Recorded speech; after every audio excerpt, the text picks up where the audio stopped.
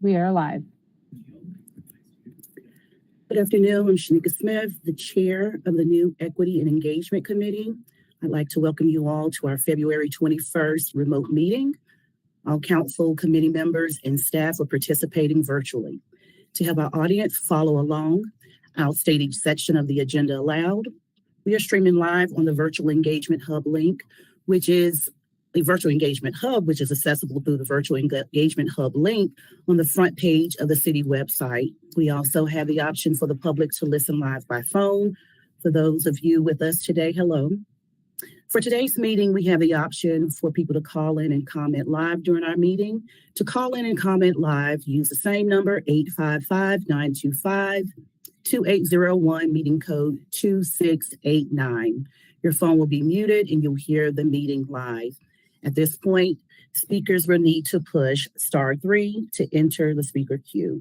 I'll now go through and introduce all of our committee members and staff who are participating virtually.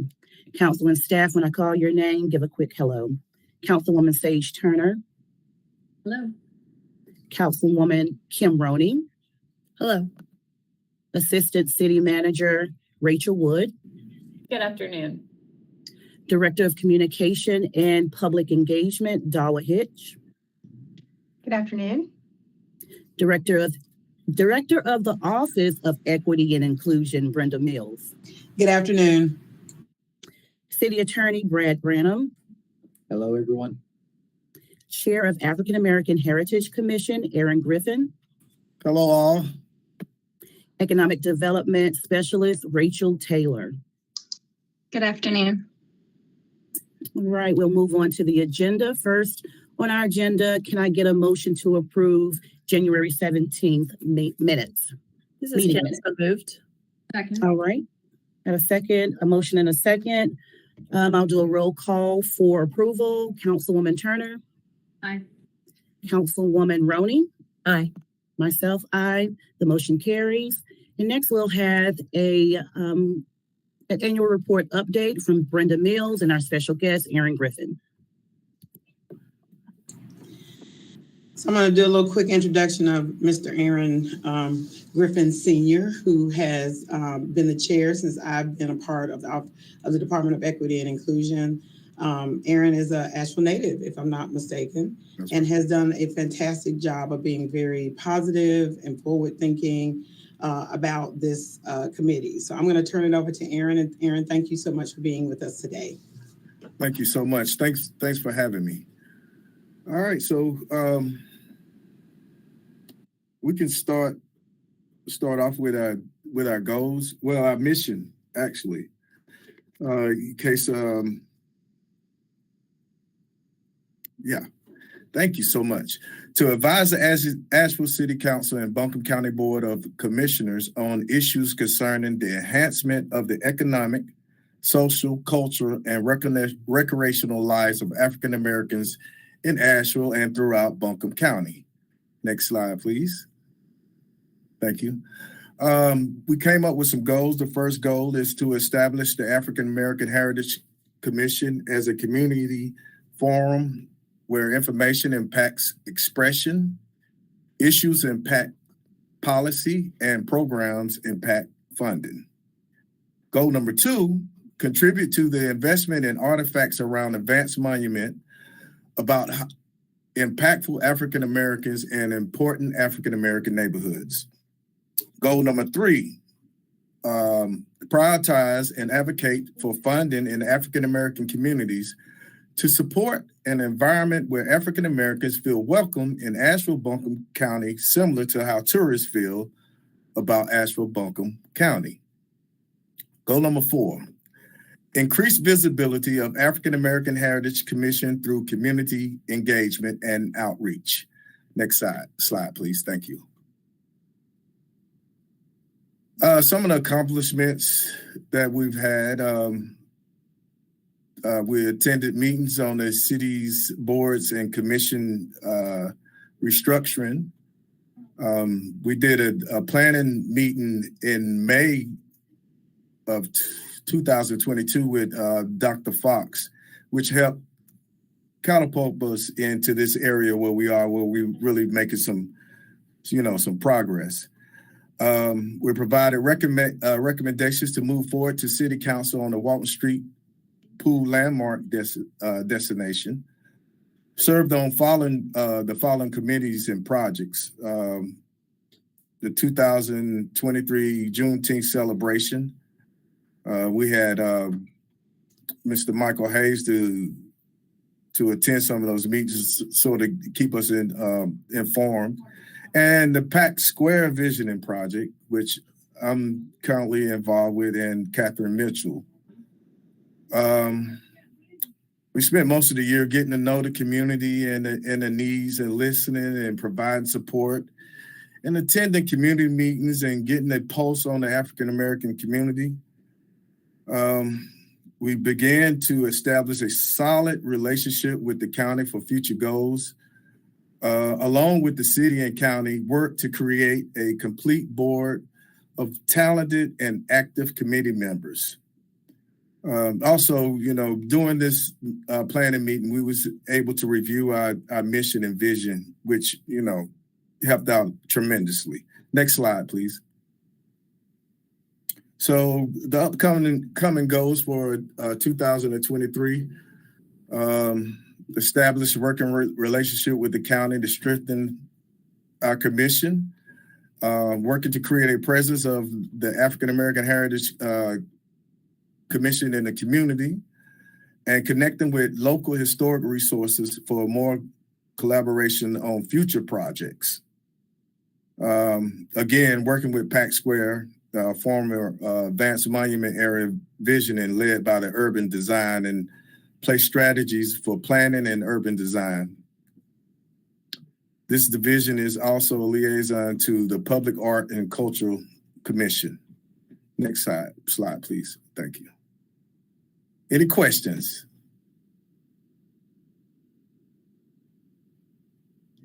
Any questions from the committee? No Well, questions? thank you. Are you finished with your presentation? I am. Oh, well, thank you for being here, and I look forward to you coming back for, I guess, regular updates. I enjoy hearing the work that all of our commissions are doing. I'm glad that you all have the space and platform to do it here on the committee level. Well, thank you. Brenda, you're up next. Brenda, you have some questions or comments? I was gonna raise my hand. Okay. Before Aaron leaves, I want to say that, this is a city-county board. And so the county, through the community engagement team, is going to begin to work with us on community engagement things for them. They work a lot with legacy communities. We have a group that we meet with of African Americans called the Village Roundtable. And all the projects that they have done around history with the North Carolina Room, we felt like that was a good marriage for them to have. So you'll hear more about that in the coming months. Thank you. Kim? I wanted to echo gratitude. And also, I heard you say something along the lines of having Dr. Fox was a invigorating experience that launched and propelled into the position that you are now. Is there more support that the city could provide or the community could provide to continue propelling the work forward? At this point, I think we're at a good place. Hopefully, we're discussing a summit, and hopefully we can get Dr. Fox throwing it in there, Brenda. Hopefully we get Dr. Fox back for our summit, which it's going to help out a lot. So, thank you so much. Thank you. All right, Brenda, you can give us some updates on the Reparations Commission. All right, so Katie will get us keyed up. Thank you, Katie. You can start with slide 2. So you can start with some key takeaways. At their meeting last night, they voted on several key items. We got updates from the impact focus areas. I can't underscore enough the amazing work that the individual impact focus areas are doing. We have 5 of them: criminal justice, economic development, education, housing, and health and wellness. When you combine neighborhood people with area experts, with city and county experts in these areas, our legal team, our city staff people, Rachel Taylor serves as our economic development person, expert on our side. Captain Mike Lamb serves as our person for criminal justice, and Sasha Bertunsky works with housing. And then with the other county folks and our team are just really doing a great job. It's difficult. It's a lot of hard work, and we're learning a lot. But it was so nice to hear from every one of them. We gave them 10 minutes each. We have a slide deck that you can see online if you would like to do that. We had consideration of the Code of Ethics and Rules of Conduct policy. We've been talking about this for about 3 or 4 months. It was approved. We're excited. Consideration of an updated project timeline. There was a little bit of confusion in the discussion around the conflict of interest and some other stuff. Generally, folks have no qualms with the timeline. There was a little bit of qualm at the last meeting about maybe we were shortening it off. So it's been updated to indicate that. And so I think we'll vote on that next time, get their approval to move forward with that. And then we named the audit scope working group. So we have 3 people who have volunteered to be a part of that. We're really excited. Mr. Ben Oliphant, who is from the Heart of Chestnut, which used to be the neighborhood North Side. Ms. Bobette Mays from Shiloh, and Mr. Osan Dubik Peters, who's one of our impact focus area people in education. The immediate recommendation from the Community Reparations Commission to the city and county called for this official audit to ensure compliance, that no further harm was being perpetrated on African American community. The City Council on the 24th and the County Commission on the 7th of February both adopted their respective resolution authorizing our staff, to work on this. And then with the resolutions approved, we've been working with the Community Reparations Commission, mostly with the chair and the vice chair. Now we're going to be working with this team to discuss a scope of work. And so we intend to have about 3 or 4 meetings. We'll go back with a draft scope for the commission. We think it's wonderful that we have commission members there, because it's not just our word on how the scope was put together with city and county, but also they will see how the process goes. They will also help us select a vendor once we post and have evaluation period. The information obtained from the audit will be used as a supplementary resource to help develop future recommendations. Next slide, Ms. Katie. Impact Focus that are, like I said, provided updates on their ongoing work at the meeting last night. We did do the approval of the Code of Ethics. We did get nominees. We were very excited. We got one actually before the meeting. I kind of talked to somebody before the meeting and they were happy to do it. He's an alternate, so he wasn't sure if he could serve, and he had asked me about it. And so I said, absolutely.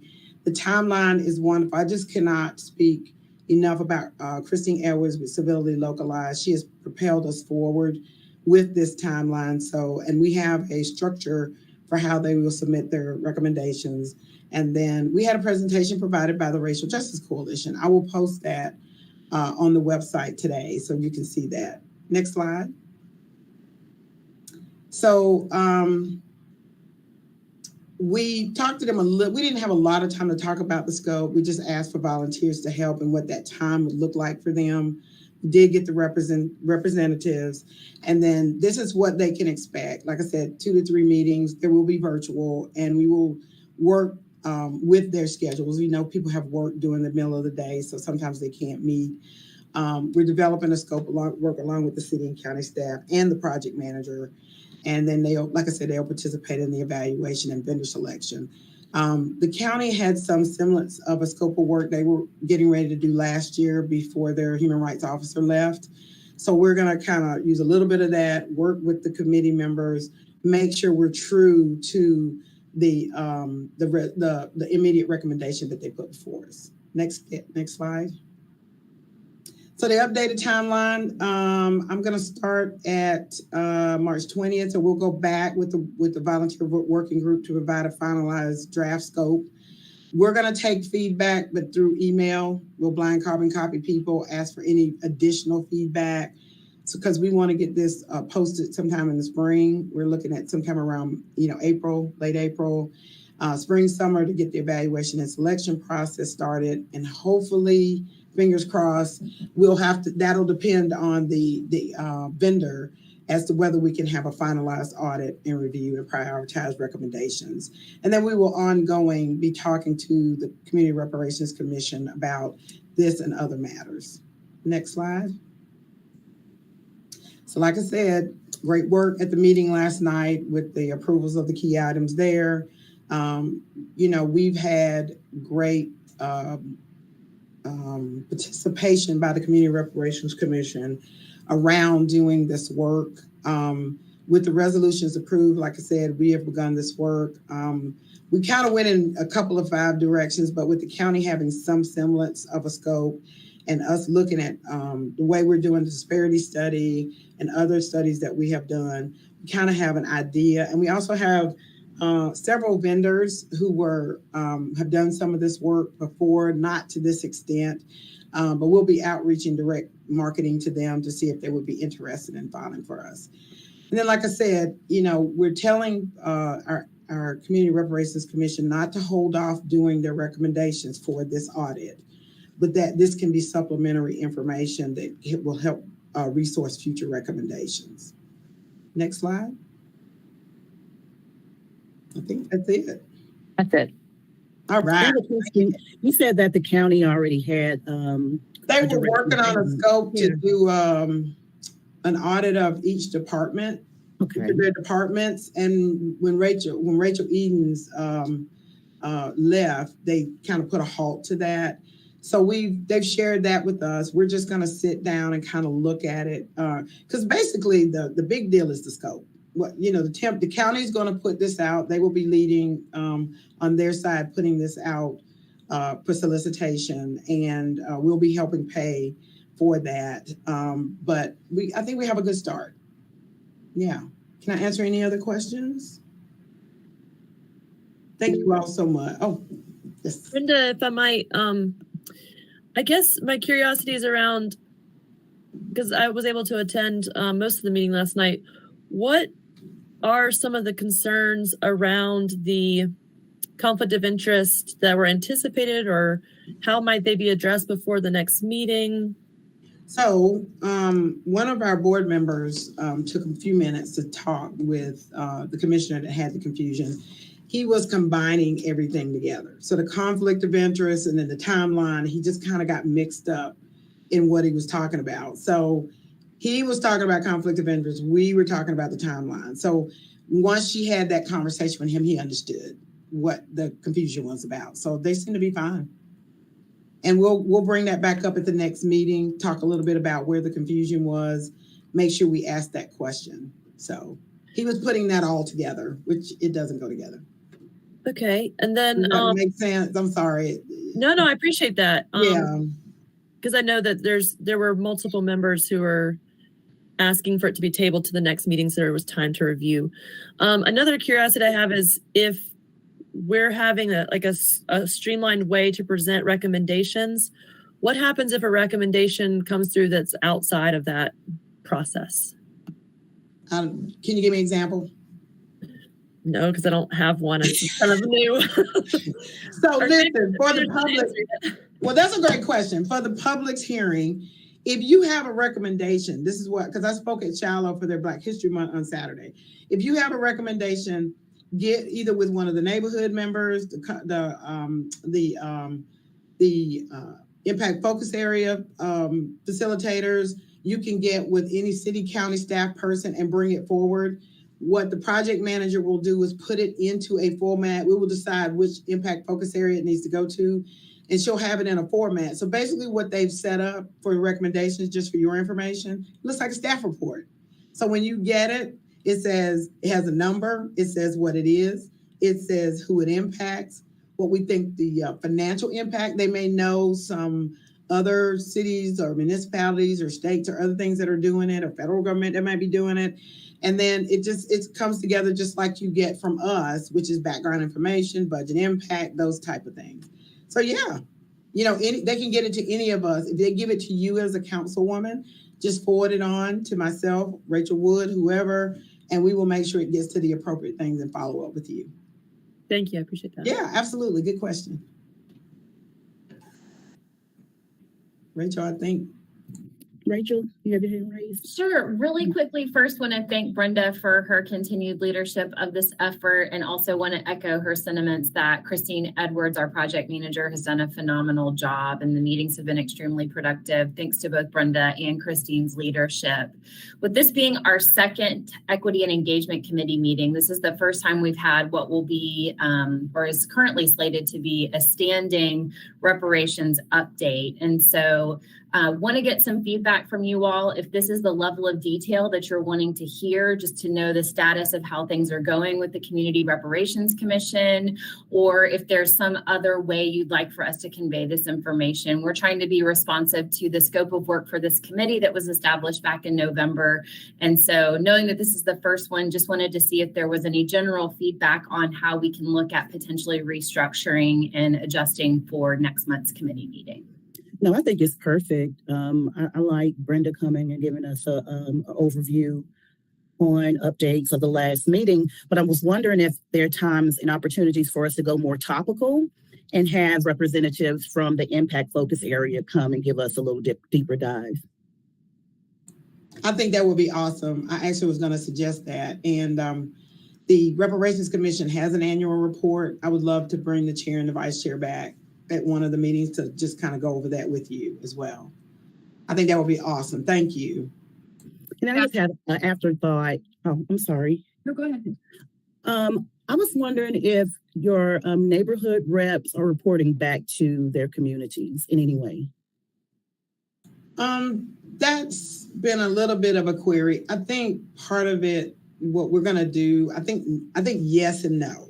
But I also think what we could do is maybe give them a one-sheeter after the meeting, because we have a debrief on Wednesday following the meeting. So we'll have a debrief tomorrow.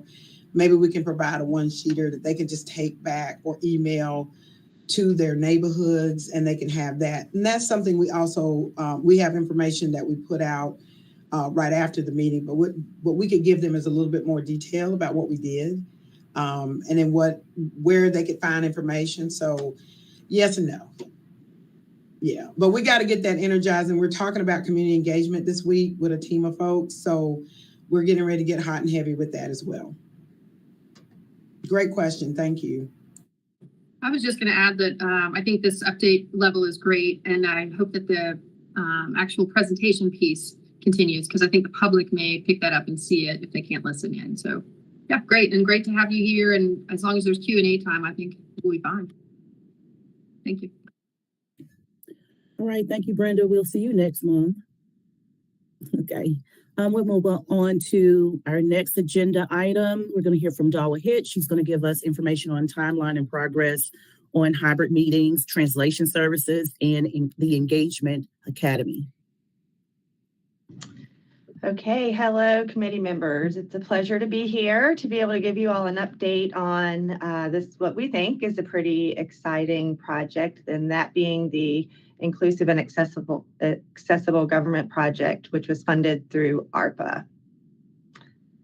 Next slide. There we go. So hopefully, if I've done a good job in this presentation, you guys will walk away with at least these three things in mind. And that is that this project, the first one being that this project is really geared towards addressing barriers to communication and engagement as that relates to neighborhood resilience. So we're hoping if we are successful with this project, we are moving the needle on the resilience of our neighborhoods, which we all know are a critical building block for a healthy community.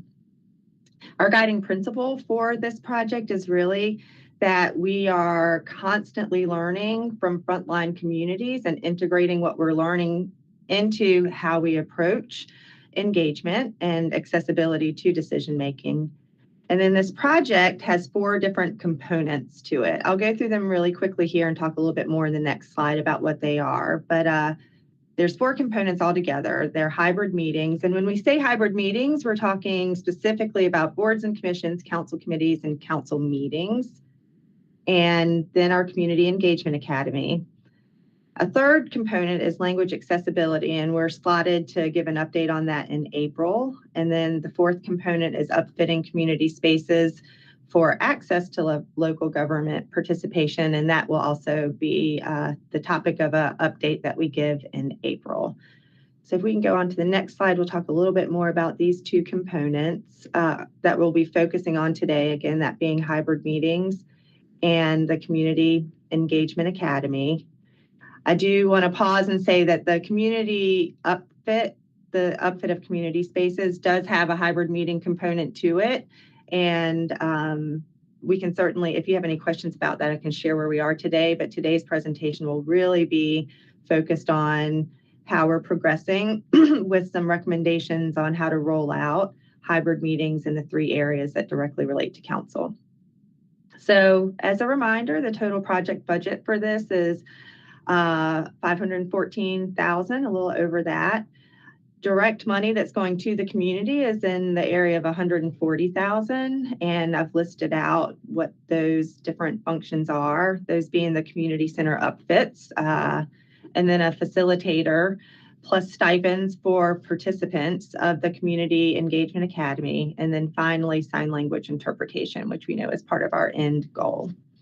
Indirect to the community, we've got about $374,000 that's earmarked for, it says broadcast equipment, that's really broadcast and hybrid equipment, so that we can improve our performance in those areas. And we've also brought on 2 additional staff to the CAPE team, one being focused on language accessibility and the other on implementing hybrid meetings.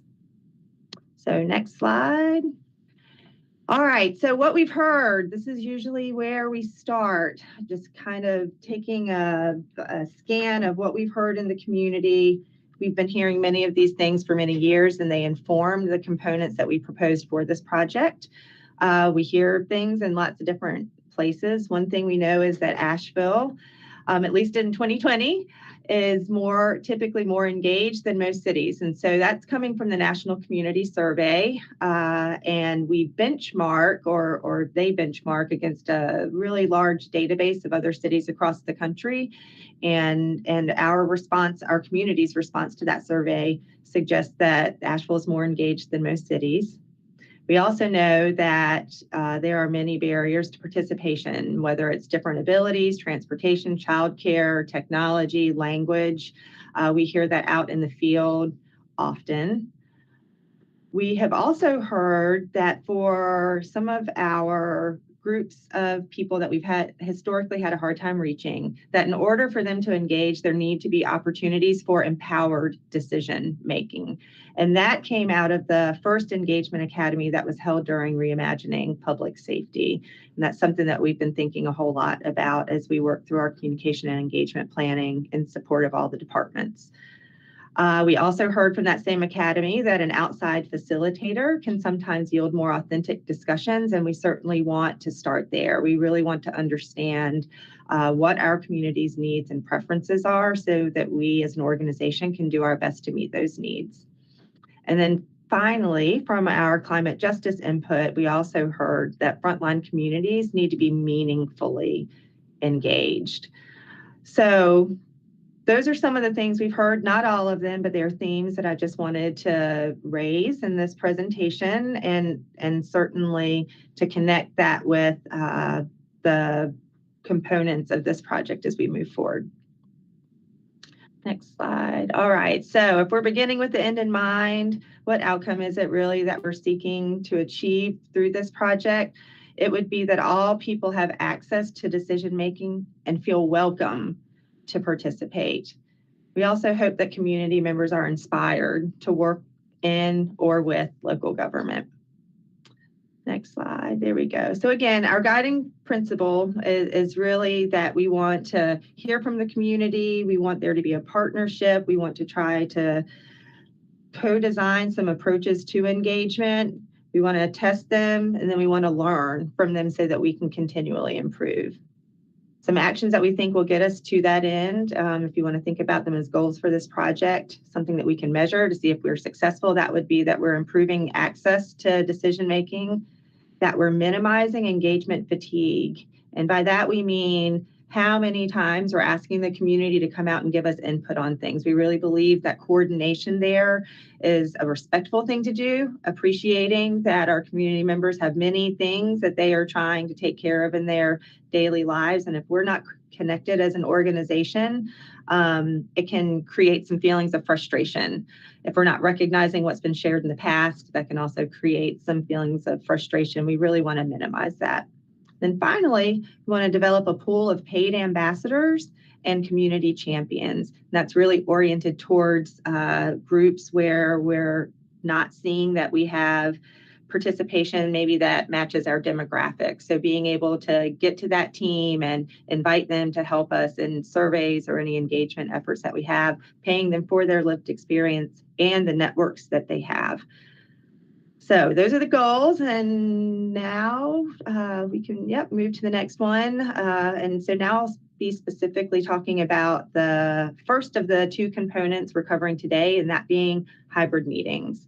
So again, we want our end goal is that all people have access to decision making and feel welcome to participate. Some upcoming milestones, just so you all have an idea of where we are within the project. Staff has been working on an environmental scan, just trying to get an idea of what other cities are doing across the country, where we kind of line up with what other cities are doing, what kind of resources we have, both in staff internally, and what kind of reach that we've had with engagement efforts that we have to date. So we just have an idea of what our baseline is. Then March through May, staff will be looking into equipment requirements and staff capacity. We'll continue that work. And then our plan is to come back to you all in June with a menu of choices and the impacts each of those choices have on reaching different groups who may have different accessibility needs. So we will be coming with recommendation, and we will also be coming with a lot of information for you all to make an informed decision about whether or not we want to move forward with that recommendation.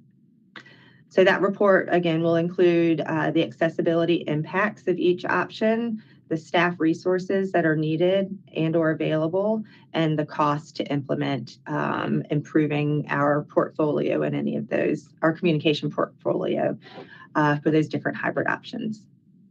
Next slide. All right, so just to give you an idea to kind of bring the big idea down to something that we can envision. You can see on the left of the table that there are a number of options listed, some of those being in person, real-time member participation virtually, real-time public participation virtually, listening by phone, streaming, broadcasting to our government channel, posting and recording afterwards, as well as pre-meeting participation, such as voicemail, email, and survey. So those are some of the different options that will be on the menu. And then we want to test each of those for how does that relate to people who might have visual impairments or hearing impairments, language barriers, transportation barriers, childcare barriers, technology barriers. So that's just a little sneak preview of the work that we're doing and the information that will be coming back to you all in June with this component of the project. Next slide. All right. So when we say hybrid meetings, what exactly do we mean? I think some people might have different definitions, so I wanted to be clear about how we're approaching this. And it's really that that the meeting is in person with opportunities for offsite participation. And that participation could be meeting member participation or public participation. So just to review kind of where we are now, currently our boards and commissions, some are virtual, some are streamed, some are in person and streamed, and then some have the phone listen-in option as well. Council committee meetings are virtual and they're streamed and they have the opportunity for people to phone in and listen.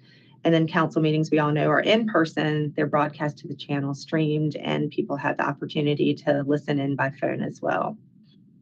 So what we've done to date, we've onboarded our new staff member. We're really excited to have Logan on board. That also creates a little bit of breathing space for Dan on the production end of things. We've gone a long time with just one person knowing how to do a pretty important function. So really excited to have that extra bandwidth there. He's doing great and it's a joy to work with. And then he has been working on that environmental scan. That's where we're learning kind of how we stack up next to a lot of cities across the country. Next slide. All right, so a little bit from that environmental scan. So here's some preliminary data that we're seeing come in. We've looked at around 60 municipal governments, and some of those are in North Carolina. Certainly the state's top 10 cities by population were included. Also proximity to Asheville, including Buncombe, Hendersonville, and Greenville, South Carolina. And then similar sized cities, and then an additional range of larger and smaller cities across the country who tend to have populations or a community culture that's similar to ours. So early observations, it appears at Asheville that we are ahead of many cities with the virtual and hybrid meeting, accessibility, and production value. So we were happy to see that.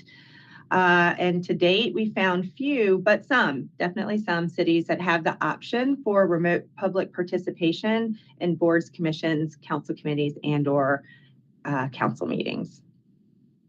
All right, next slide. All right, so now I'm going to move into the Community Engagement Academy component of the ARPA project. And what we're aiming for there is that all people have access to decision making, and that feel welcome to participate is a really big part of this component. Also, that community members are inspired to work in or with local government. So upcoming milestones, you can tell we've been in the planning stage since we got the funding. So there too, we're doing our environmental scan. We're learning what we've done in the past and talking with different groups of people to understand, what has worked or what they'd like to see. In February through May, we'll be connecting with past graduates and hiring the facilitator and co-designing the new academy. We expect that in June or July, we'll be announcing the next cohort of the academy. And just to sum up our progress to date, we're still in that learning state, and then engaging with past participants again to inform that design of the next academy. We realize, well, if we go to the next stage, I'll share what we're realizing. All right, so we're realizing things, like I mentioned before, that sometimes having an outside facilitator can really help initiate some authentic conversations from which we can grow. The first academy was held in 2021 and was facilitated by Shemeka Ebony. She did a really great job connecting with people. The I Am Brilliant is a format that she uses to really build up community members, and it's in that vein of inspiring them to actively participate in their local government. And her focus was on building community champions and really valuing that lived experience. And as an example of what we've been able to do in connection with the Academy participants, if we're looking back to the Reparations Speaker Series, 3 of those graduates were able to provide engagement support for that effort. Next slide. All right, so the vision for the Academy is a course that we're constantly learning and growing based on what we hear from our community. And the second bullet's important. It's that two-way information sharing. Both what we've heard from staff and facilitators that an education on how government processes work is important. And we also want to recognize that maybe not everybody wants to just sit and be taught. They really want to share what their lived experience is. So we want to learn from the community what they need to be inspired to participate. So it's really that two-way communication and information sharing that is going to be an important anchor for us. And then we also want to make sure that we get that authentic feedback through the facilitator. So post-academy, if graduates are interested, again, they'll become a pool of community champions who can support city engagement efforts and be paid for both the networks that they have and to bring in more input that more accurately represents our entire community. And we've listed there just a few of, sorry, Katie. We've listed a few of the groups that we sometimes have a hard time reaching. All right, so next slide. The academy, the vision was again informed by what we've heard from community, city staff, and elected officials. Certainly that piece about empowered decision-making is a really important one. And then we want to make sure that folks are being meaningfully engaged. Those are some things we're hearing from community. From staff, we're hearing that there are opportunities for better community understanding of government process. And again, we want to find the sweet space between those two. So I'm hoping today, if the committee has any ideas or outcomes that you'd like staff to consider in the scope of the academy, that I can capture those as we move forward in co-designing it. Next slide. All right. So back to those key takeaways, we're really honing in on neighborhood resilience and some things that we think we can do in partnership with the community to improve that. It's an iterative learning process that's going to be our guiding principle. And today we've covered 2 of the 4 components of the ARPA project. All right. And I'm happy to answer any questions anybody has. I know I flew through those pretty quickly. No questions. Just thank you, Dala. Yeah. Thank you, Dawa. I have a little list, big surprise. This is obviously something I'm really passionate about. So I'm going to start with, I'm really glad to see ASL and accessibility addressed here. And a lot of attention has gone into that, and I appreciate it. I would be remiss in not taking the opportunity to lift up concerns around accessibility, including parking and shuttles, because 30% of our buses end at or before 7:30. If we know that we're doing outreach in neighborhoods, but we can't meet in that neighborhood, that has been brought up as a potential solution. So if we might add parking and shuttles to transportation. Another thing that has come up around accessibility is once you attend the meeting, is there a place for you to be? So seating has been a big issue, if our seating is accessible or not, especially for our elders. And then an example has been given regularly of folks that are trying to attend meetings, but there's not parking, especially for disabled people trying to use handicap spaces. If the closest spaces are taken by what has come up in community as being city staff or city representatives, then that limits the amount of parking that folks who aren't as familiar with the area can use. And so if they get all the way to the location and they can't find somewhere to park, and that hasn't been part of the invitation at the beginning, they might just turn around and go home. So those are some of the key things that came up around accessibility. For community ambassadors, I know an example was given of bringing in an outside facilitator and the benefits of that. I've also heard in some areas, and I think of the Advanced Monument Task Force, that having local subject matter experts that are paid for their lived experience can also be a tool that I just want to make sure we have in our toolkit listed explicitly. And then a suggestion I have is around different ways that we do outreach other than in English. So, for example, right now we have a budget hearing and survey that's happening through March 3rd. And I really appreciate that it's not only in English, it's also in Spanish, Russian, and Ukrainian. But when you look at the city's website, if you don't know how to find it by going to the stories and then looking at the archive stories or searching for the survey, all of those first places that you might kind of like brainstorm how to look for it, still the first option is in English.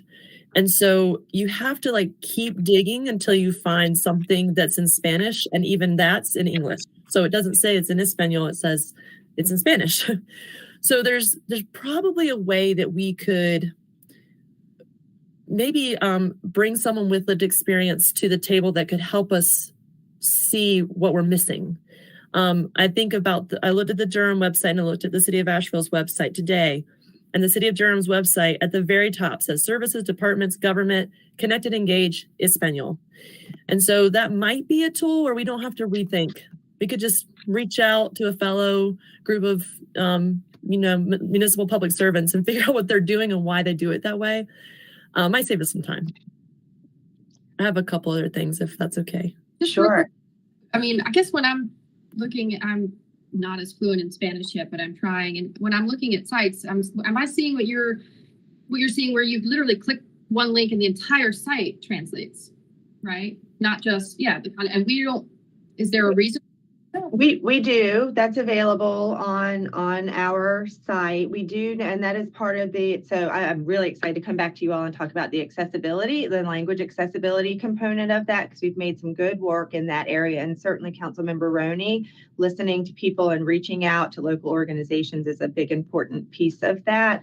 And we've been able to integrate some of that into our budget engagement around this one. We've got some managed contact lists for organizations that work with different populations, and we've been proactively pushing the budget information to them.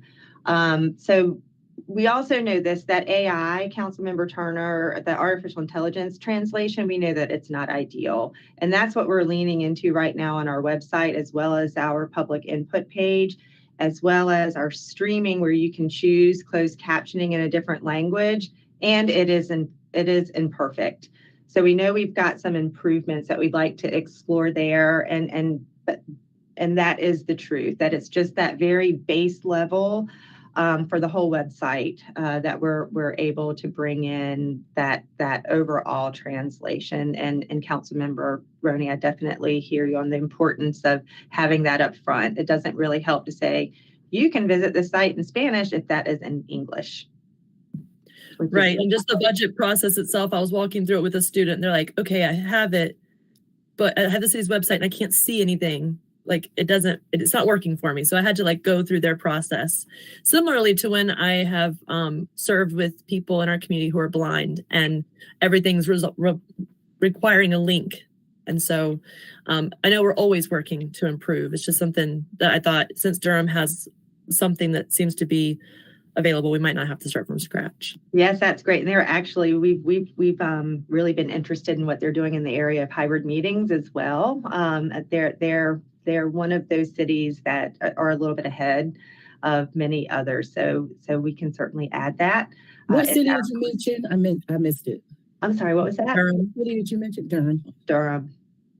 And also say that I know that you mentioned we're ahead of some cities, but we're behind our own French Broad MPO, which has hybrid meetings, and it has for months. So I wonder, have we had a chance to reach out to Tristan at Land of Sky to see what they're using as far as equipment and what they've learned? Because we have voting members that are virtual and in person. I can't recall right off the top of my head. I know we have talked about what Land of Sky is doing. Absolutely. And Buncombe County is doing a really good job as well. So looking at some of the technology that they've used, kind of a meeting in a box, so we can take a little suitcase and then have a virtual meeting anywhere and have those hybrid components. So I just want to give Buncombe County a shout out there with what they're doing with hybrid meeting technology. But how does that work for us, Brad? Can virtual members vote? I thought we had that conversation before. Yeah, that's an excellent question.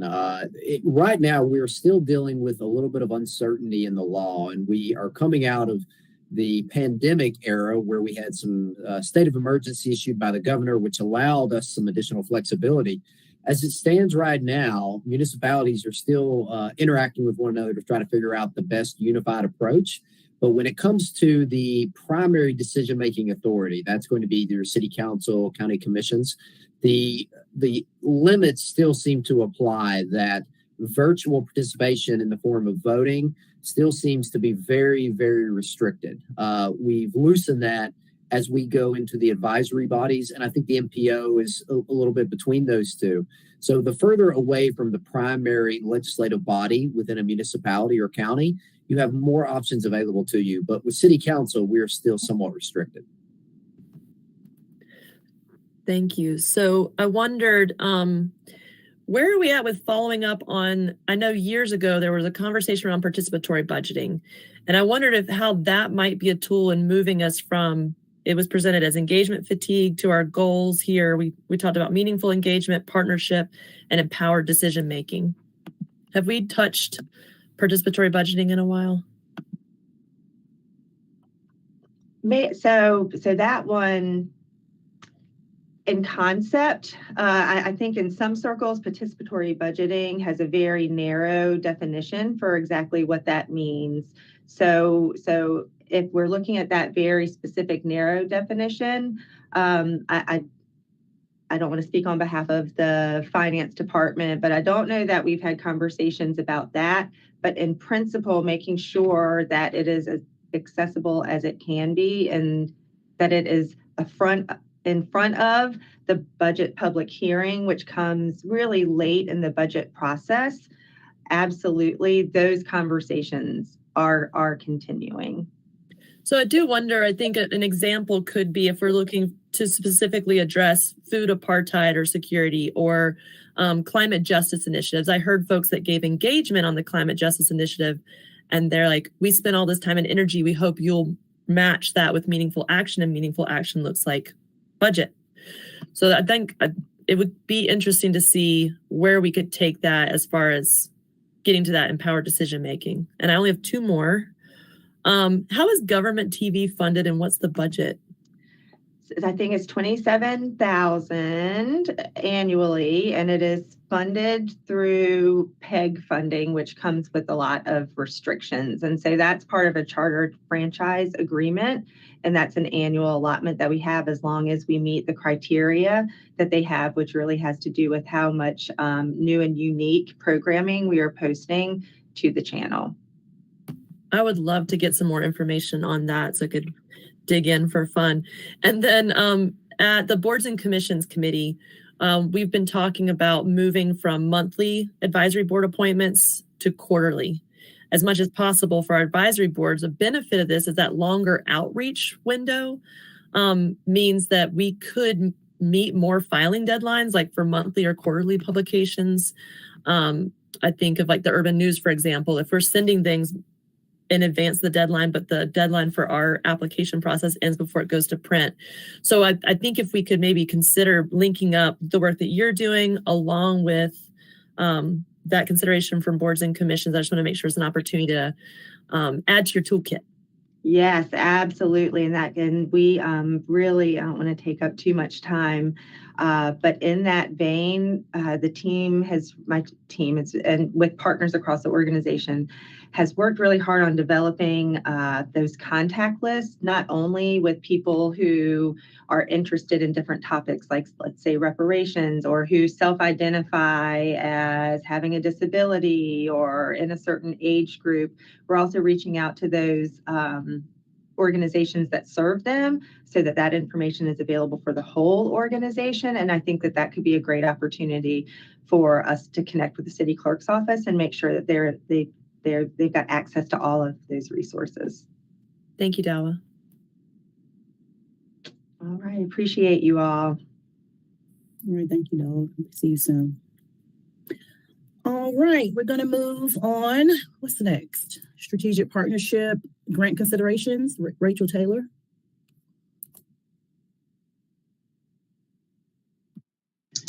All right, thank you.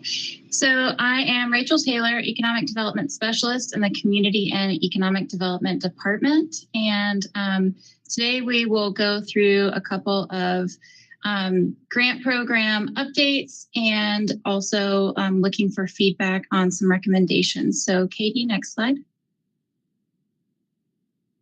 So our key takeaways for today are that we want to highlight some of the work that city staff have done for this grant program. Staff participated in the Government Alliance for Racial Equity, also known as GARE, North Carolina Learning Cohort. And this was a great opportunity to apply the Racial Equity Toolkit and the GARE principles to this grant program. So we'll talk through some of those lessons learned.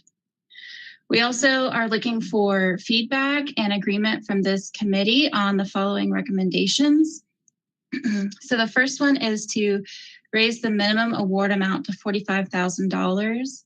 The second is to award full funding instead of partial funding. The third recommendation is to execute the agreements within 60 days, or the award may be subject to redistribution. And finally, awards not fully invoiced within 60 days after the agreement termination date will be considered closed and remaining funds may be subject to redistribution. And then last, we will talk about staff will announce the call for applications after receiving this guidance from the committee. The applications will be live and posted tomorrow morning and will be open until March 31st. Applicant presentations will be scheduled for the first week of April, and funding recommendations will be presented to this committee on April 18th and to City Council on April 25th. Next slide. And you can go to the next one. So as I mentioned, an interdisciplinary staff team participated in this GARE North Carolina Learning Community Cohort.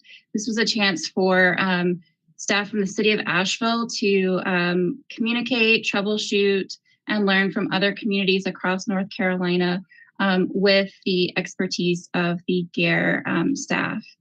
So we chose the Strategic Partnership Grant Program to apply the GARE program principles. And one of the elements that we really wanted to focus on was creating a shared definition of the opportunity gap and a shared understanding of that, along with a shared understanding of how that might apply to the eligibility criteria. So one of the things that we learned through the pilot and through our conversations in this GARE program were that there are a lot of different elements to the opportunity gap, and we are focusing in this grant program on addressing those elements for the school age population. And so program feedback through this cohort suggested that maintaining the primary goal of illuminating the opportunity gap will help to intentionally guide other goals and promote greater overall success. Next slide. So as you can see in this opportunity gap ecosystem, there are many different elements that contribute to the gap. And it was important for this grant program to have long-term efficacy to kind of hone in on different elements of this and how these different elements could be applied to the K through 12 population in low to moderate income households. Next slide.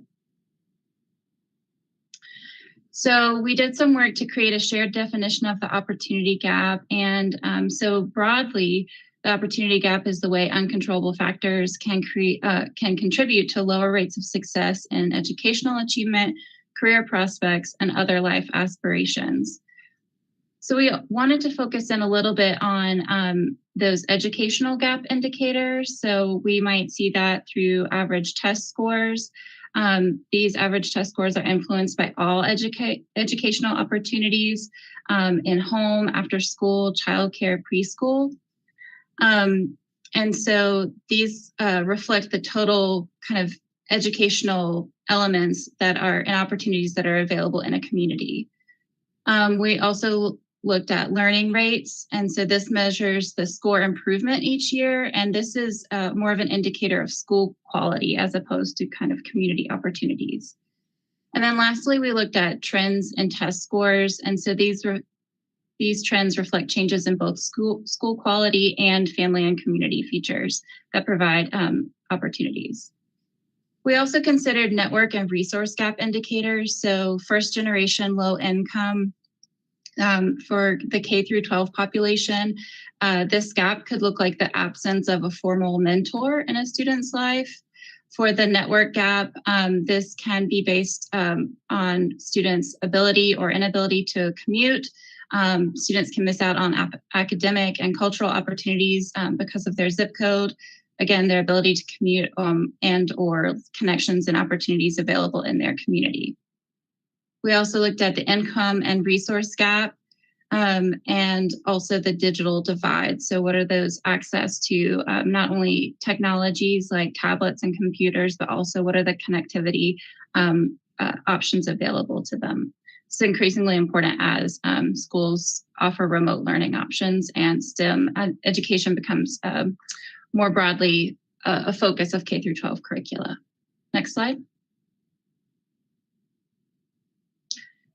So we wanted to focus in on how educational and network and resource opportunities serve as indicators and elements of this program impact. So how can the Strategic Partnership Grant really focus in on some of these different elements? So we looked at, for education, we looked at average test scores as an indicator to see if those previously mentioned gaps can decrease. So as we talk about the eligibility criteria, we'll be looking at what are some educational programming elements that we might see.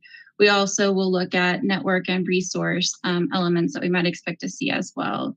So again, this could look like a mentoring program, transportation to programming, access to learning, technology, internet access, things like that. So this work really helped to inform and define some of our eligibility criteria. Next slide. And so with that, we'll go into some of our recommended revisions. This program, we want to keep on improving it and making changes year over year. So our first recommendations, we'll start with 4. Next slide. So our first recommendation is to raise the minimum award amount to $45,000. The median award amount requested in the pilot was $50,000 and the median amount awarded was $36,000. And then some feedback suggested that this minimum could be higher. Our second recommendation is to award full funding instead of partial funding. We're recommending this for a couple of reasons. One is that budget changes and approvals took a median of 57 days to finalize. So this kind of contributed to that delayed agreement finalization, which impacted the ability to get those payments out the door. We also heard feedback from other funders and applicants that suggested that fully funded awards can help agencies plan program administration and grant applications more effectively and strategically. Our next recommendation is that awards with no executed agreement within 60 days may be subject to redistribution. So agreements for the pilot program took a median of 91 days to fully execute due to delayed receipt of required documents. And in our pilot program, we have one agreement that remains unexecuted due to a lack of required documents. And another one has fully executed, but has not submitted any invoices to date. So we obviously work with the agencies as much as possible to get those documents, but we want to be able to, excuse me, reintroduce that funding back into the grant program.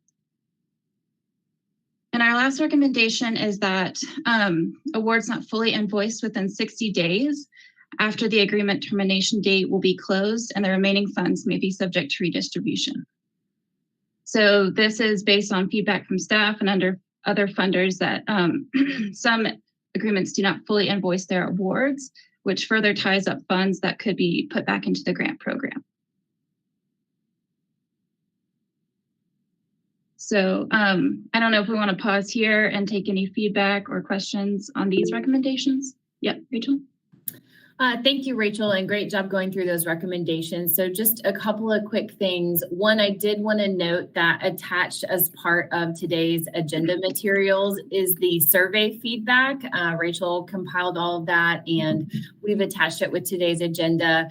We also provided you with a comparison of what the pilot evaluation committee recommended versus what was adopted by council back in July, just to follow up on that council request. But Rachel referenced survey data. And so just wanted to make sure you knew that you had access to that full survey data, since that was the source of several of these staff recommendations. I guess, Rachel, one other quick thing, if you could talk a little bit, or this may be in a future slide, about outreach to agencies so that they're aware of what is going to be required of them going into this next round. Definitely, we can talk about that. Let's see. Katie, can you go forward? It might be in a... All right, next slide. Can you scoot forward one more? Okay, so we'll hop back to that in just a minute. We have created these application materials and program materials to help communicate our expectations and our guidelines. So the first thing that we did is create a grant guidelines document. And I should note that all of these materials will be posted tomorrow with the application as well. So we have a grant guidelines document that highlights kind of A to Z, all of our expectations, materials, dates, everything like that. We've also updated the frequently asked questions document, and this will be a living document that will be updated through, it'll close 1 week before the end of application. So I think that's March 24th. We'll keep that live and continually updating that throughout the application period. We've updated the Google form for the applications with updated questions. We've provided the budget template and then also created an example budget narrative, an example certificate of insurance, which is one of those required documents. We've got scoring criteria, and then we also included an example grant agreement, which does include some of those required documents as well. And then we also have an example memo, which details the communication and invoicing process. So we've tried to highlight a lot of and front load a lot of that information sharing and expectation setting from the beginning. And so, Katie, will you go back one more slide? So one of the other elements that we're looking for from this committee is just feedback and agreement on scheduling a special session of this engagement committee, equity and engagement committee. We will want to have applicant presentations similar to how we did last year. And so this would be one meeting tentatively scheduled that first week of April 3rd through 6th. And this was virtual last year. Each applicant had about 3 minutes to present. Councilman Memberoni? I won't be available. That's during my studio spring break, and I have other commitments. Sounds good. I will work with Katie to get a date scheduled. Thank you.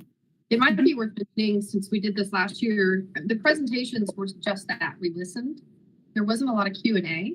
So I wonder if it can continue. Kim is usually very adamant about watching every video. She usually, I don't know if that would work for you, Kim, to not be present, but for them to continue. I'd like to be present.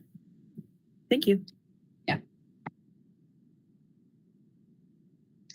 Yeah, so we'll work on scheduling that and making sure that we can all be present and available. And again, that is virtual. Okay, so Katie, if you'll skip, I guess, 2 slides forward. Thanks. So with this committee's input and approval, we will post the applications with those proposed changes tomorrow. We also anticipate holding 2 virtual information sessions. This is really a chance for the applicants to talk with staff about any questions they might have about the application or required documents, anything like that. Those are tentatively scheduled for March 3rd through 10th. We want to have that in the first couple weeks of March. And then we'll post the final updates to the FAQ March 24th, and then close the application period at the end of March. Again, we'll work on scheduling, but anticipate holding that virtual application session in the beginning of April. And then presenting the evaluation panel recommendations to this committee on April 18th. Present award recommendations to City Council on April 25th. And then similarly with the pilot, we will notify applicants the next day, and then we'll begin that agreement development process shortly thereafter. And I think that's it. Oh, key takeaways. So again, just to reaffirm, we worked with other staff and the GARE cohort to create this sort of shared understanding of what the opportunity gap is and how it applies to this grant program. And then again, we're asking for this committee's consideration and agreement on these 4 recommendations. So they are, again, raising the minimum award amount to $45,000, awarding full funding instead of partial funding, executing agreements within 60 days, or potentially the award may be subject to redistribution, and awards not fully invoiced within 60 days after the agreement termination date will be considered closed, and remaining funds may be subject to redistribution. And then we will announce the call for applications tomorrow after receiving guidance from this committee.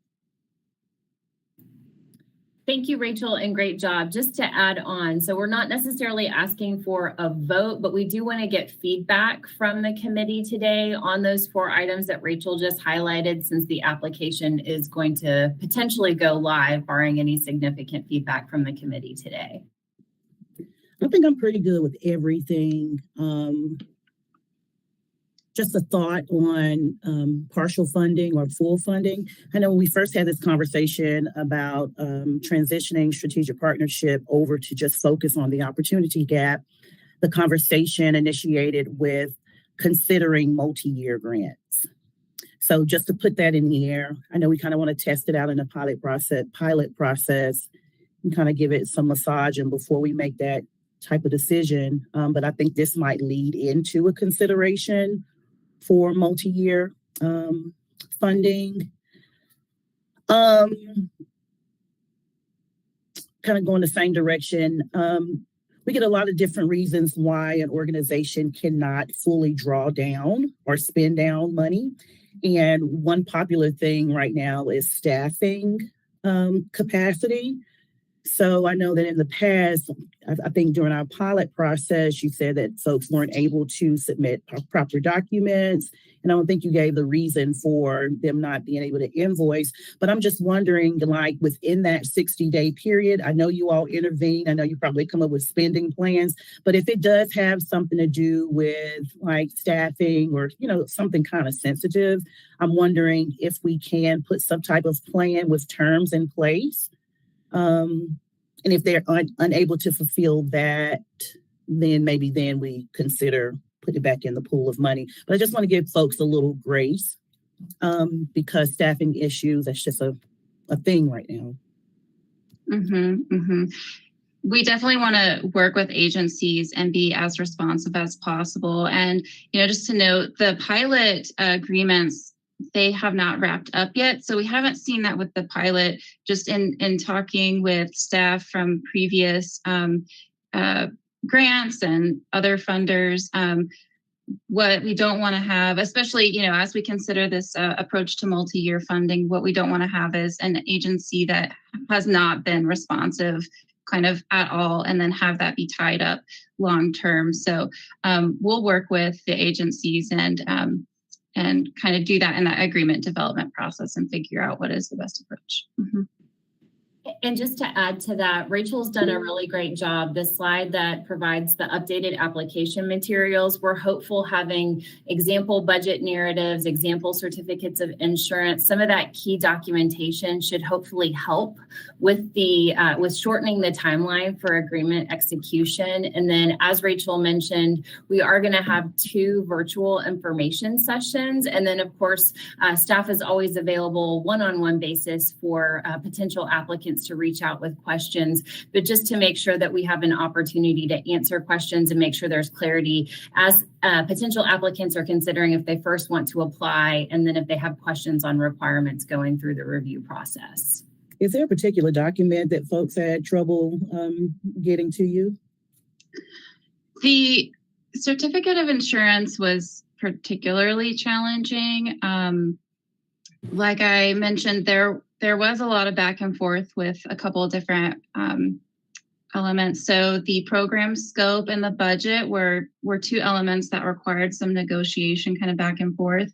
What we're hoping to do this time is streamline the application questions so that it can be sort of almost literally translated into that program scope. So that will reduce that back and forth time. And then also, like I mentioned, with awarding full instead of partial funding, agencies would not need to change their scope of their programming at all, and they wouldn't need to change their budget at all. The certificate of insurance, we created this example. We also, like Rachel had mentioned, we want to work with them on the front end to help identify some agencies.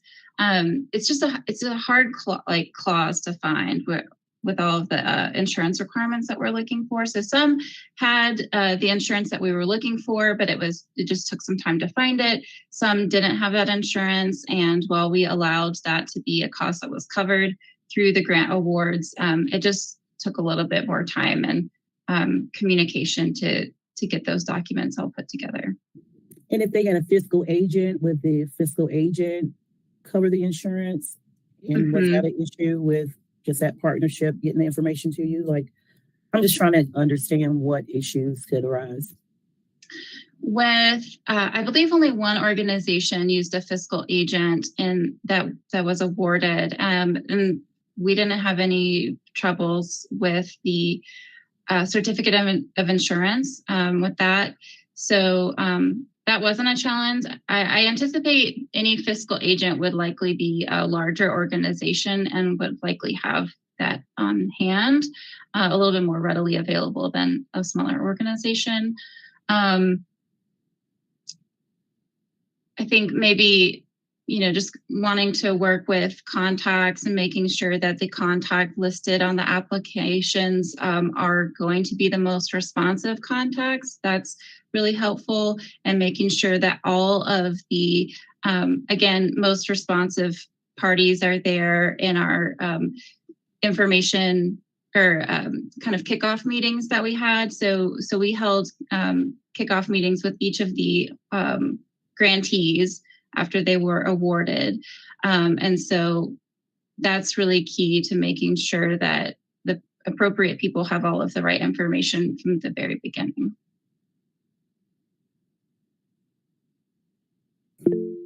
Sage, I overspoke you. I think you had your hand up and I just kind of interjected. Oh, it's okay. We addressed it. Thank you. Okay, Kim. Thanks. So I am hearing some concerns around process, and I think some of those questions might have been answered. I wonder if raising the amount across the board adds to those concerns or addresses them. I'm specifically thinking of smaller organizations that are trying to pilot a program or expand on relational programming and innovation. Is there a way to work in the both and? Can we set aside a percentage of the funding that's going to be for full funding and another percentage that's for partial? Does that make it too complicated? That would certainly add a level of complexity. I think what we're looking for today is going to be that minimum criteria for the evaluation committee. And then if there is a desire from City Council, this is always the case, the evaluation committee makes their recommendations, but the City Council and this committee could, of course, make a different recommendation based on what we're hearing. As Councilmember Smith mentioned earlier, we're wanting to continually improve this program. So the recommendations that Rachel Taylor and the team are making today are based on the feedback we got from the pilot. If for some reason we find that these new recommendations are creating barriers, unintentional barriers to applicants being able to avail themselves to these funds, we could certainly refine that for a future program. So we have flexibility. Again, City Council can make recommendations that are different from the evaluation committee, as can the Equity and Engagement Committee. But today we are wanting to have some standardization if possible, just so that we can get this round of applications launched as quickly as possible, looking at making sure funding awards have been made leading into the summer season, since many of the potential applicants provide summer programming. Yeah, and I did want to add that I realize with spring break and everyone's childcare issues, I know I'll be among people who have different kinds of programming that first week. I think it's March 31st through the first week of April. It may make it harder for folks to participate, but I don't think we should delay. So I know we need to move quickly on moving that date. I noted that some of the things I've heard in community, because of the increased childcare costs, that has to be like a consideration when we're looking at that metric, the map that you had, the different areas that are addressed in the opportunity gap. But what I didn't see was environment, including noise and health concerns about the quality of housing. So when I'm talking to students who are like, oh, I couldn't sleep last night, and so regularly not getting sleep is making it hard to focus at school, or considerations of McKinney-Vento students and housing insecure students who are couch surfing. I think we might want to just, like, for future recommendation when we're putting out that list, add some of those concerns around environment and quality of housing. But I had a different idea for today. Now that I'm the liaison to the ABC board, I'm thinking of in 2019, I met with a group of 8th graders and we were meant to talk about sustainability, but their first question wasn't about food security or tree canopy or water quality. It really stuck with me. Ms. Kim, do you know what it's like to grow up in Beer City, USA, where nobody's from here and everyone's wasted? And that hit really hard. And those students are seniors now, or they're old enough to graduate. And I'm thinking about the fact that our revenue from our ABC board has doubled in the past 10 years. And right now, our funding from the ABC board goes into the general fund. And we don't necessarily earmark it for specific uses. But when I see the gap in funding, I'm wondering if we might want to start looking at that as an untapped revenue stream that seems to be going nowhere but up. So I wanted to make sure that we don't just think about the scarcity narrative that we kind of have to create because of deadlines and it's always time for the school season. It's like, well, wait, there's an opportunity to meet those concerns of our students and see some real meaningful impact if we could not have to say no to so many of the solutions that are brought to the table. I know that's going to take a bigger council move and maybe we can bring it up in our retreat. But I wanted to bring it here because of those 8th graders that are getting ready to be voters and have their own families and things like that. It could be a meaningful way to for our young people to see that we care about how growth and our local industry impacts them directly. And we can certainly bring that up in budget discussions, the retreat, as you mentioned. Right now, it's about $242,000 annually that's allocated from the general fund. So, of course, the general fund is just that broad pot where there are several different revenue streams feeding into it.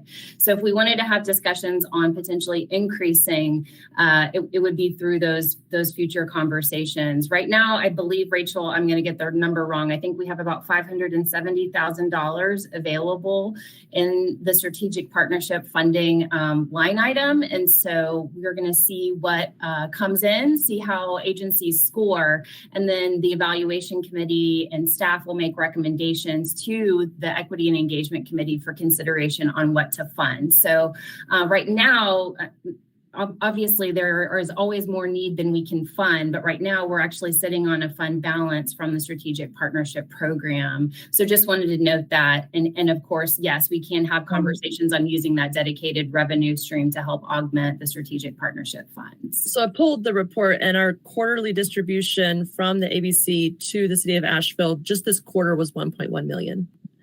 So because that fund continues to grow, I think that could be part of the discussion. But while we're doing that, and like I said, I'm learning, I'm new to this conversation, but I know that ABC does some specific grants around education. So we might want to look and see what organizations are getting funding for what, if we're looking for that new and untapped revenue, literally untapped. So maybe we could look at that at the retreat or a future meeting of this group. But how broad and narrow is that education focus? Is it not focused on education around substance use and substance? Okay. I guess I'm just thinking of specifically around organizational budget impact. And if we're asking folks to do an expanded budget proposal or looking at expanding scope, or we're going to do multi-year programming, if the same organizations are getting 2 different groups of funding from the city and the ABC board, it could be, I don't know, we have potentially an opportunity here to do something really meaningful for our young folks and families, and what the impact would be for all of us, especially if this revenue fund is going to continue to grow. All right, where you going with it? Outside of SPF funds, I just want to share with you, because you've said so many times, I did hear an interesting proposal for some of the ABC funds to go back into workforce housing, particularly those for service industry workers, which is where a lot of that funding is coming from, those restaurants. I don't know if that's made it to you at the committee yet, Kim, but I thought it was worth mentioning. Thank you.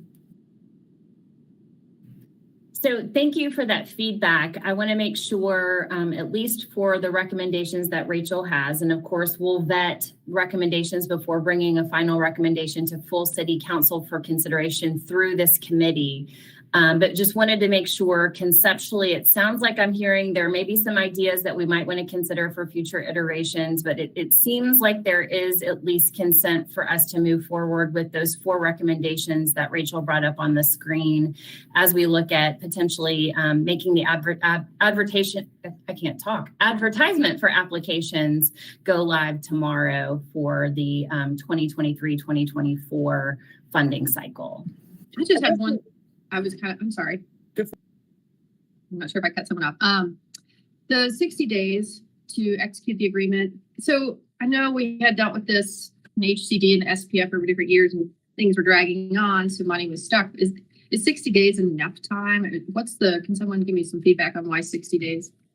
Didn't you say that 91 was the average, or 90, or did I misread?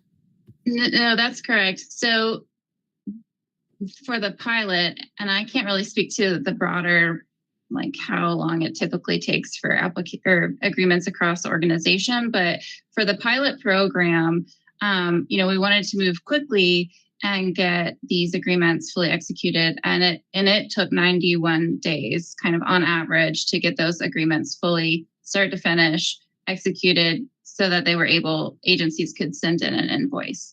And so, in order to move a little bit more quickly, 60 days, I know that in some of the other agreements that I do work with that are not strategic partnership funds, that is a reasonable and kind of average amount, 60 days. So we can expand that. We could, work with them to see what would be like a reasonable amount. But we just want to make sure that we do put in some time frame, so that way if we have an unresponsive partner agency, that we are able to kind of have that support and backing in that agreement. I guess for me, I'm pressing pause a little bit on raising the amount if we're going to do multi-year. And one of the reasons is I look at a very highly ranked application that didn't get funding, that was small, was Thrice's. Average score was 82.56%. Funds requested 20,000, funds awarded 0.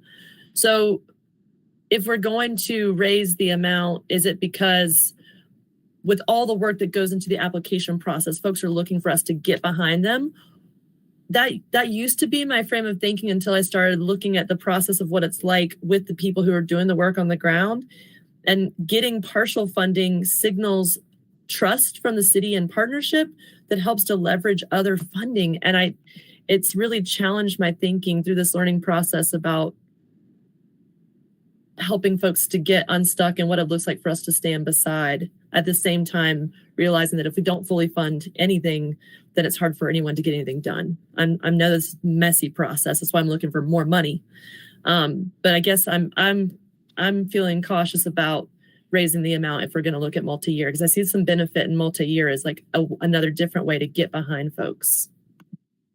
So knowing that the award minimum for the pilot was 20,000, and then the median, let me scroll back to that, was 36,000. Would you be comfortable if we raised it to the median that was awarded for the purposes of this next round of applications? And again, these thresholds that we're mentioning are going to be the criteria that the evaluation committee is going to be using, and ultimately this committee, the Equity and Engagement Committee and City Council can make a decision that's different from the evaluation committees, but we're just wanting to have some standards in place to inform that scoring criteria that the evaluation committee uses.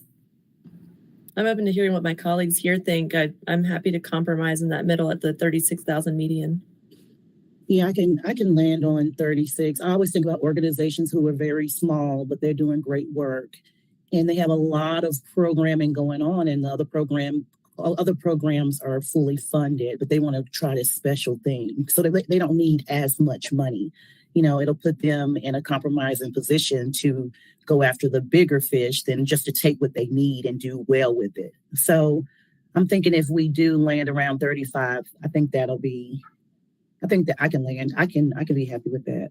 Yeah, especially because when I hear you say that, I think about a lot of those specialized programs are for students that are falling in the gaps. So you said 35, I can go there. Yeah.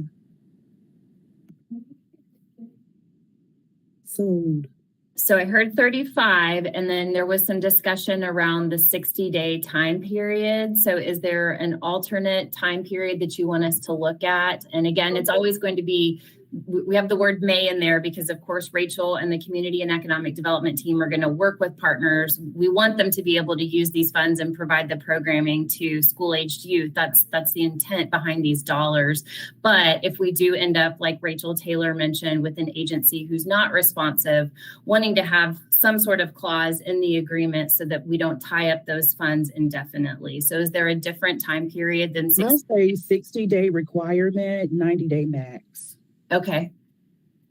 Yeah, Sage, I hear that too, is that the rush and the urgency that we create on top of the scarcity is like pitting organizations against each other when we know when school ends. It's like, could we get in front of this so we can staff up?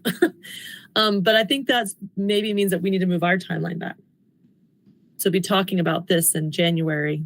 Right, maybe so, because this is what we've encountered last year, right? We were rushing because of the schooling. And I do want to acknowledge that we have moved this up considerably. The award was made in July of last year. So we can certainly continue to back it up, but just want to acknowledge we've come a long way in the last year thanks to the hard work of the community and economic development team. Yes, I'm thank you for that. So as long as you guys think you can, 60 days isn't going to hurt a group or an applicant, but I think if you guys can do it, let's do it. Keep it moving.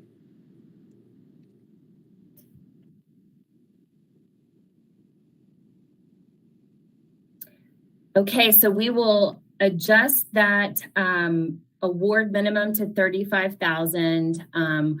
The only other question I have from this group is I did hear some feedback on partial versus full award amount. Again, we're making that recommendation based on the survey data that Rachel Taylor had. So I wanted to find out from the committee on that piece. Are you comfortable at least with the threshold of the evaluation committee reviewing and scoring and making assumptions that we will fully fund grantees, or are you wanting the evaluation committee to recommend partial funding amounts? Administratively, that just sounds like more work. So I support the full funding.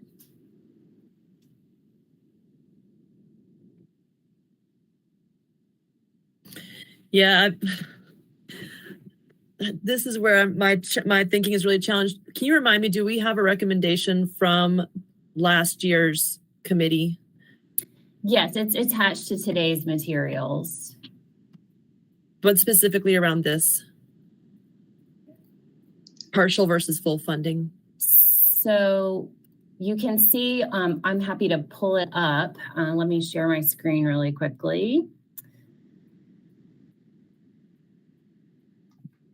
And I'll try to make this bigger. Oh, let me click back on it. Hang on just a second. Apologies for that.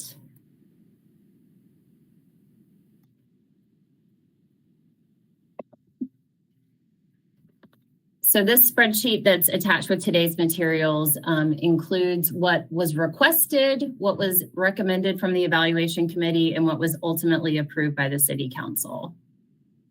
Right, but we don't have a recommendation from our group last year around whether or not we should do partial or full funding.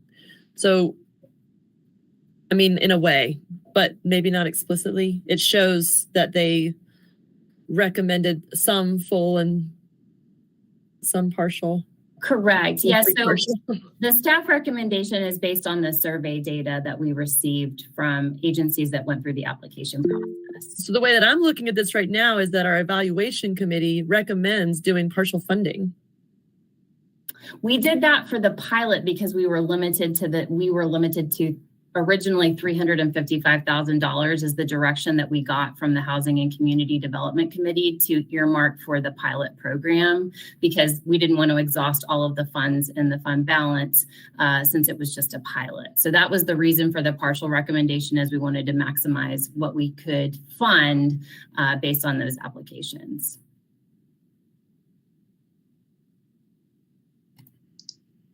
And we also recommended so in this kind of go around, we're recommending full funding based on some of that feedback, but also based on conversations with other funders, and also kind of due to that administrative element of that budget back and forth that added.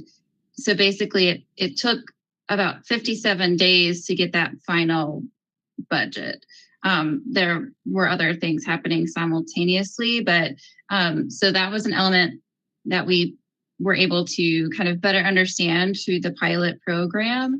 And then talking with other funders, and then some follow-up conversations after the after we sent out that survey for the first pilot program. That's where some of this information is coming from.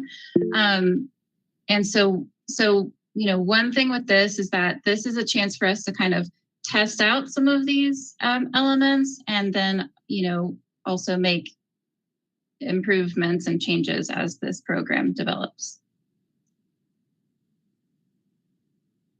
Okay, so if I knew we were all moving in concert together, then I would say we have some strategic partners that we are going to fund at the city, the county, and foundational level in our community. Right now, we have them all running around trying to fill out all of our applications and do all of our processes. If I knew we were all on the same page and that the county was also going to be doing full funding, and so we were going to be communicating really clearly, like, let's make sure that we get this work done together, that would comfort my concern around this. If we're going to be fully funding, and then it's going to create still the same amount of runaround without the leverage that folks are using right now, it seems like we should move maybe one part at a time. Maybe I'm wrong in this. If we're, for example, if we're going to do multi-year funding, then we do multi-year funding partial. If we're going to do full funding, then we do it for a year and test it out to see if we created a different kind of problem.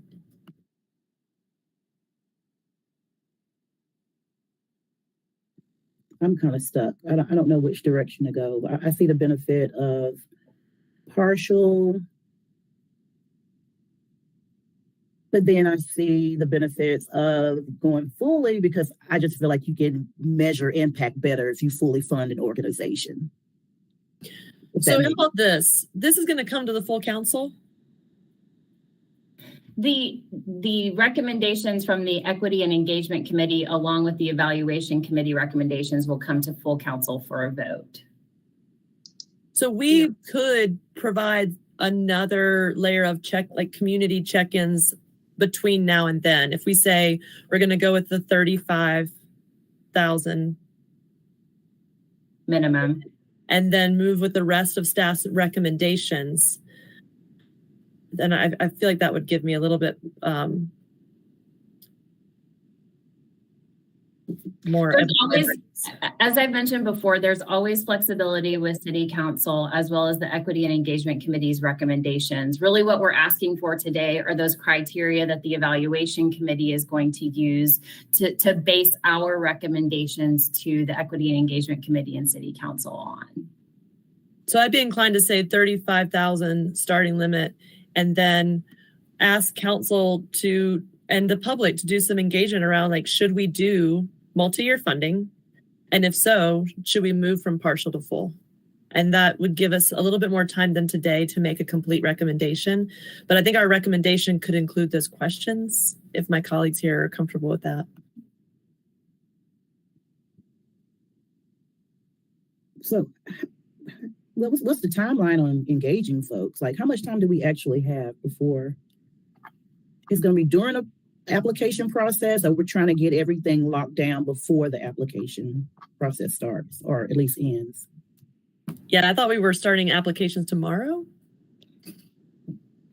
Ideally, yes, just because, again, we want to be able to announce those awards this spring for agencies providing programming this summer. So I don't want to get stuck here, because I want folks to be able to go ahead and say, here's what the needs are. We saw new data come out about the opportunity gap. We're ready to respond. We're going to seek more funding. We're going to set the window at 35,000. And we want you to engage on here while you apply. And maybe that'll give us a temperature on what needs to happen between now and the council decision. We can certainly work through that and appreciate the recommendation on syncing up with county funding. Right now, we're making a lot of headway. And again, kudos to the Community and Economic Development team for the work that they're doing on syncing up the Housing Trust Fund application process with the county. So we're kind of using that as our pilot test case, but I think we can take some of the lessons learned. And as we're looking at the next round, identify ways, because your points are very well made, Councilmember Roney, on how we can better sync up other funding opportunities with the county moving forward. So definitely want to make sure you know we've heard that, and we can continue to build off of the progress we've made so far.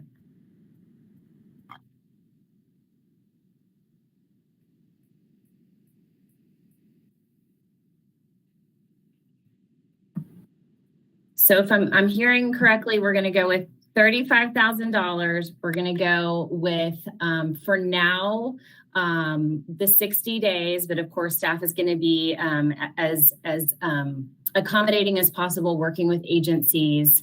We're, at least for the time being, the evaluation committee is going to review based on full funding, and this is just the evaluation committee, not the final award amount, and there will be some additional engagement that is going to occur. And then we're looking at having city council award, and I'm having issues with my computer, so I apologize.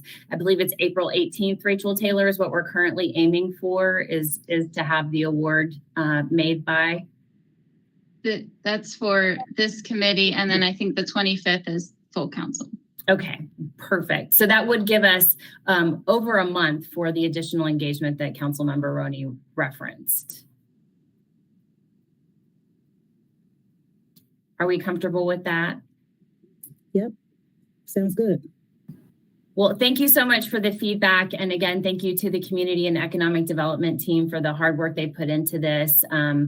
We had a lot of lessons learned from the pilot. Undoubtedly, we'll have lessons learned as we go through this cycle as well, and appreciate the patience and feedback we got from the committee members today on how we can continue to improve this process moving forward.